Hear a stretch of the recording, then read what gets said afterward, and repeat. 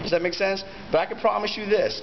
They were in that loop right there. When you're in that loop, I spent a lot of my life in that loop right there. When you're in that loop, it's easy to go shoot a cop. When you're in that loop right there, it's easy to hurt yourself, hurt other people. I'm not making an excuse for the behavior. I'm just telling you I understand why the behavior occurs. Everybody with me on that? There's a difference between that. So I'll say to them, over the next couple of weeks, I'm not going to let you down. I already know you've been in treatment longer than I've been a therapist. Everybody with me? So I'll say, listen, over the next couple of weeks, while you're in this detention center, while you're in this prison, while you're in this gang program, after-school program, detention center, residential treatment program, I don't care what the setting is. While you're in this setting, over the next couple of weeks, I'm going to show you step by step how to get out of this loop right here and how to get on this track right here. So I'll say to them, what's the difference between this track right here and this track right here? They go, well, duh, Mr. Moore, this track, it looks funner. You go up, you have a rush, and then boom, you come down and crash. On this track, you don't go way up, you don't go way down, but on this track, you have options.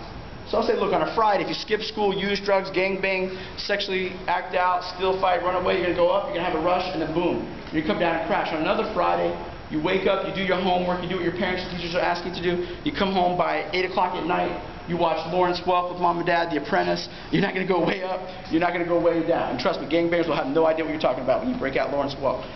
You're not going to go way up, you're not going to go way down, but on this track, you have options. On this track, you have no options. So at the end of the hour, I would say to that kid, what does this picture right here teach? Guess how many gangbangers in America have said to me, I don't know what this picture right here teaches? Zero. I am 1,000% sure if you spend one whole hour walking a kid through this picture right here, they'll be able to explain it back to you. Does that surprise you?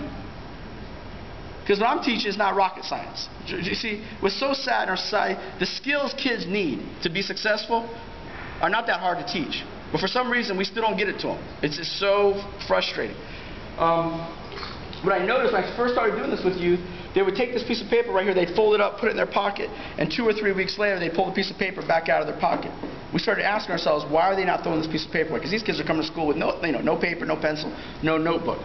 The school psychologist said it's visual. It made sense to them. The school counselor said it helps us establish a relationship with them. I said, let's ask the kids, why do you keep this stupid piece of paper? And this piece of paper right here hangs in the cells of hundreds of detention centers across the country. We see the same thing. Why do you think these kids don't throw this piece of paper away? They go, it's my life. That's my life story. Because look, these are their challenges. This is what led for them to join the gang. This is what they're doing getting in trouble in the gang. These are the consequences to them. This is what they keep doing over and over. And they want to know the same thing you probably want to know right now. Is Christian Moore full of hot air? Can he really show me how to get on this